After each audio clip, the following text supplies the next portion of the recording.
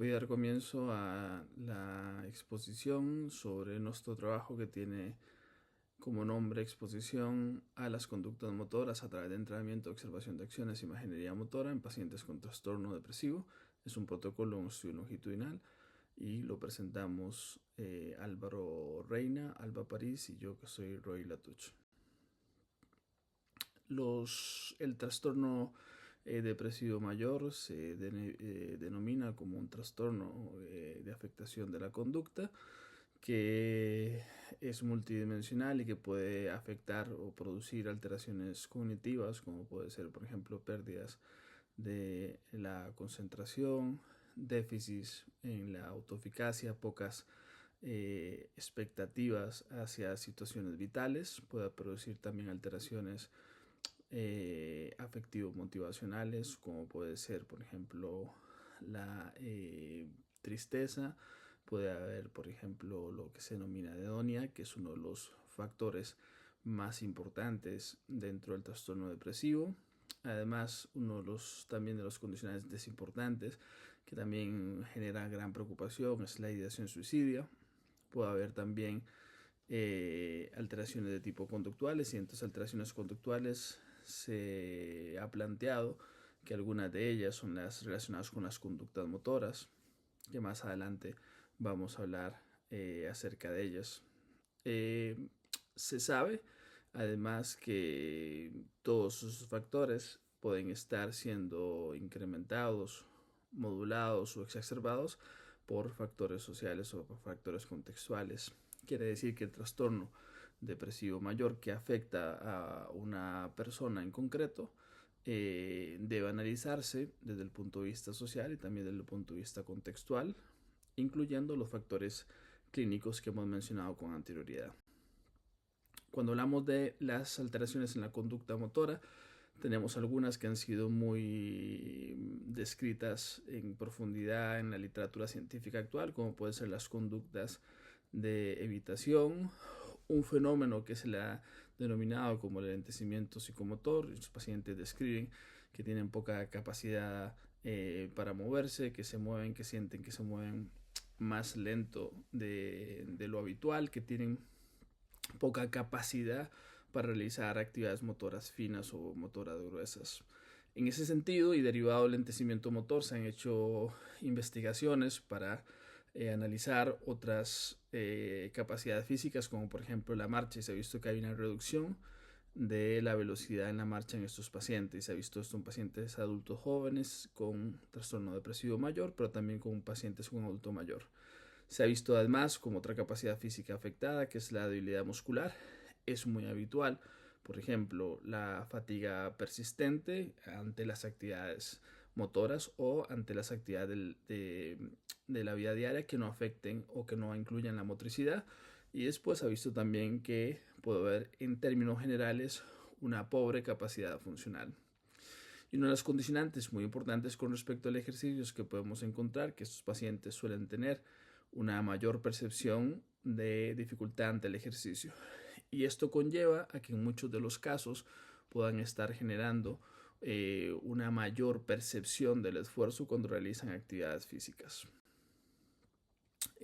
Como decíamos anteriormente, uno de los factores importantes en el trastorno depresivo motor es la anedonia, y nosotros a partir de este fenómeno, que es esta limitación que tienen los pacientes para experimentar sensaciones que comúnmente suelen ser placenteras en la vida, nosotros denominamos, con la literatura que hay en la actualidad, el fenómeno de anedonia motora. Y esto sería una capacidad disminuida para experimentar las sensaciones típicamente placenteras asociadas al esfuerzo físico, como puede ser, por ejemplo, la generación de un patrón o una actividad muscular, la elevación de la frecuencia cardíaca o frecuencia respiratoria entre un esfuerzo físico, y después esto en conjunto puede limitar de forma severa la participación de los pacientes en las conductas motoras diarias y también con respecto a lo que sería el ejercicio. Hay un tipo de técnica o método de tratamiento que se le denominan en la actualidad métodos de representación del movimiento. Esos métodos de representación del movimiento están basados fundamentalmente en un proceso que es la representación de los procesos relacionados con la planificación y la gestión del movimiento. Y aquí tenemos dos procesos importantes que se podemos hablar también que se derivan como técnicas, que sería en este caso el entrenamiento de observación de acciones y la imaginería motora, que es lo que se realiza cuando se están evocando ese tipo de técnicas, métodos o inclusive podemos llamar patrones.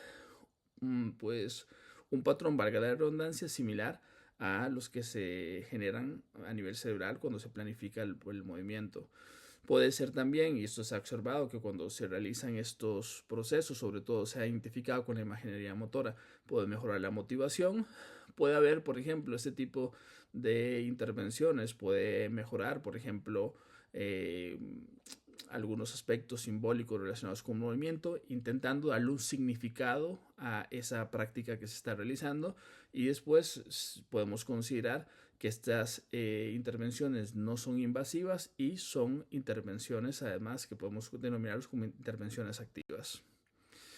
¿Por qué fundamentamos? En este caso ya entramos un poco a la fundamentación. Nosotros planteamos para los pacientes con síntomas depresivos, los pacientes en este caso con trastorno depresivo mayor, que tienden a, como hemos dicho anteriormente, a evitar la actividad física y el ejercicio, lo que se plantea es realizar una fase de exposición inicialmente sin que realicen la ejecución motora, pero sí en el proceso que se realice la ejecución a través de procesos mentales, como es la observación de acciones y la imaginería motora. ¿Qué podría generar?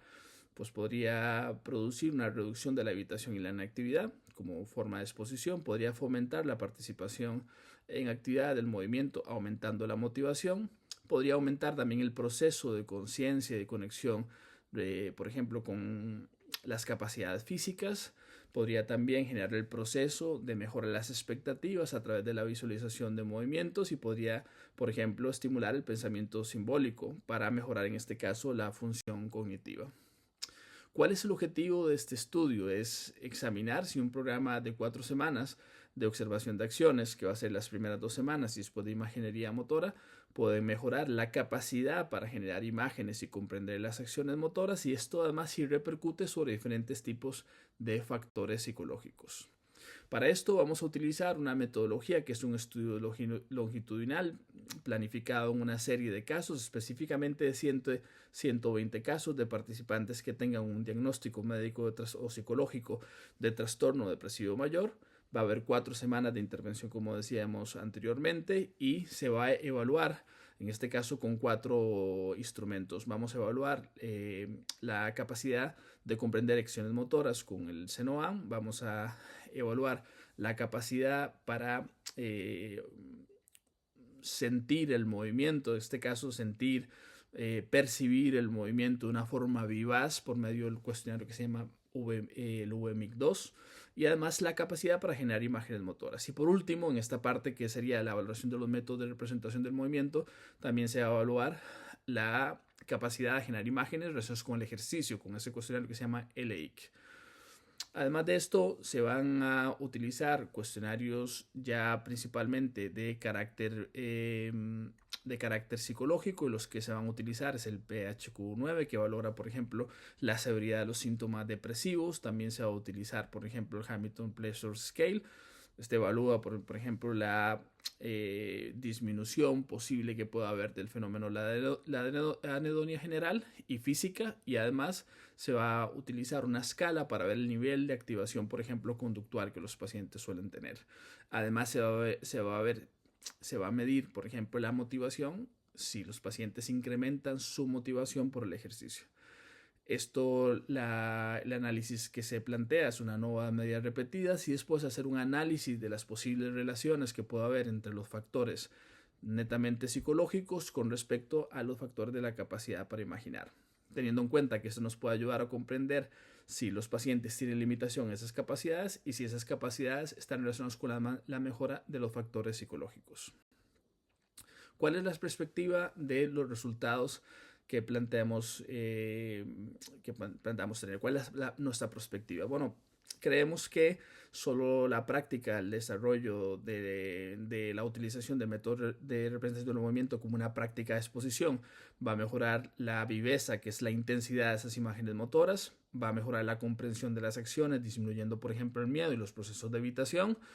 Esto nos va a llevar claramente a que haya una disminución de la evitación conductual, va a haber una mayor disposición para el ejercicio, puede ser la primera parte para después que comencemos con la prescripción de ejercicio, y creemos que de forma también indirecta va a haber una reducción de algunos síntomas relacionados con la depresión.